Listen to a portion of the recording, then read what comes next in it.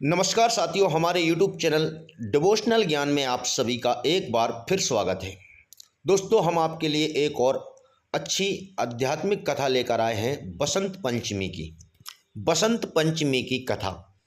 तो दोस्तों, इस कथा में आपको बहुत आनंद आएगा। पूरा लास्ट तक वीडियो को देखिएगा और अभी तक आप हमारे चैनल को सब्सक्राइब नहीं किए हैं तो सब्सक्राइब करके बेल आइकन को जरूर प्रेस कर लीजिएगा, जिससे आपको हमारे आने वाले ऐसे ही वीडियो देखने को मिले। तो चलिए शुरू करते हैं। दोस्तों, सृष्टि के प्रारंभिक काल में भगवान विष्णु की आज्ञा से ब्रह्मा ने जीवों, खास तौर पर मनुष्य योनि की रचना की। अपनी सर्जना से वे संतुष्ट नहीं थे। उन्हें लगता था कि कुछ कमी रह गई है, जिसके कारण चारों ओर मौन छाया रहता था। विष्णु ने अनुमति लेकर ब्रह्मा से अपने कमंडल से जल छिड़का। पृथ्वी पर जल कण बिखरते ही उसमें कंपन होने लगा। इसके बाद वृक्षों के बीच से एक अद्भुत शक्ति का प्रकट हुआ और यह प्रकट एक चतुर्भुजी सुंदर स्त्री का था, जिसके एक हाथ में वीणा तथा दूसरा हाथ पर मुद्रा में था। अन्य दोनों हाथों में पुस्तक एवं माला थी। ब्रह्मा ने देवी से वीणा बजाने का अनुरोध किया। जैसे ही देवी ने वीणे का मधुर नाद किया, संसार के समस्त जीव जंतुओं को वाणी प्राप्त हो गई। जलधारा में कोलाहल व्याप्त हो गया। पवन चलने से सरसराहट होने लगी। तब ब्रह्मा ने उस देवी को वाणी की देवी सरस्वती कहा। सरस्वती को बागेश्वरी, भगवती शारदा, वीणा वादनी और वाग्देवी सहित अनेक नामों से पूजा जाता है। ये विद्या और बुद्धि प्रदाता हैं। संगीत की उत्पत्ति करने के कारण ये संगीत की देवी भी हैं। बसंत पंचमी के दिन को इनके जन्मोत्सव के रूप में भी मनाते हैं।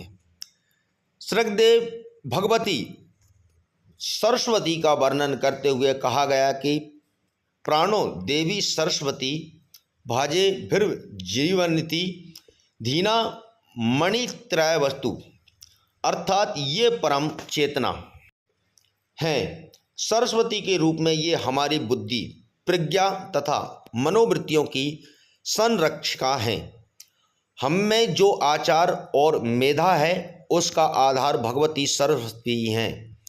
इनकी समृद्धि और स्वरूप का वैभव अद्भुत है। प्राणों के अनुसार श्री कृष्ण ने सरस्वती से खुश होकर उन्हें वरदान दिया था कि बसंत पंचमी के दिन तुम्हारी भी आराधना की जाएगी। और यूं ही भारत के कई हिस्सों में बसंत पंचमी के दिन विद्या की देवी सरस्वती की भी पूजा होने लगी, जो कि आज तक जारी है। पंगतबाजी का बसंत से कोई सीधा संबंध नहीं है, लेकिन पतंग उड़ाने का रिवाज हजारों साल पहले चीन में शुरू हुआ और फिर कोरिया और जापान के रास्ते होता हुआ भारत पहुंचा। महाभारत विश्व का सबसे बड़ा महाकाव्य है। इसमें 1 लाख से ज़्यादा श्लोक हैं। महर्षि वेद व्यास के मुताबिक यह केवल राजा रानियों की कहानी नहीं, बल्कि धर्म, अर्थ, काम और मोक्ष की कथा है। इस ग्रंथ को लिखने के पीछे भी रोचक कथा है। कहा जाता है कि ब्रह्मा ने स्वप्न में महर्षि व्यास को महाभारत लिखने की प्रेरणा दी थी। महर्षि व्यास ने यह काम स्वीकार कर लिया, लेकिन उन्हें कोई इसे लिखने वाला ना मिला। वे ऐसे किसी व्यक्ति की खोज में लग गए जो कि इसे लिख सके। महाभारत के प्रथम अध्याय में उल्लेख है कि वेद व्यास ने गणेश जी को इसे लिखने का प्रस्ताव दिया तो वे तैयार हो गए। उन्होंने लिखने के पहले शर्त रखी कि महर्षि कथा लिखवाते समय एक पल के लिए भी नहीं रुकेंगे। इस शर्त को मानते हुए महर्षि ने भी एक शर्त रख दी कि गणेश भी एक एक वाक्य को बिना समझे नहीं लिखेंगे। इस तरह गणेश जी के समझने के दौरान महर्षि को सोचने का अवसर मिल गया। इस बारे में एक और कथा, महाभारत लिखने के दौरान जल्दबाजी के कारण ही श्री गणेश ने अपना एक दांत तुड़वा दिया था। माना जाता है कि बिना रुके लिखने की शीघ्रता में यह दांत टूटा था, तभी से वे एक दंत कहलाए। लेकिन इतनी शीघ्रता के बाद भी श्री गणेश ने एक एक शब्द समझ कर लिखा। तो दोस्तों आपको यह कहानी कैसी लगी, अच्छी लगी हो तो वीडियो को लाइक करें, शेयर करें और नीचे कमेंट करके ज़रूर बताएं। वीडियो देखने के लिए आप सभी का बहुत बहुत धन्यवाद।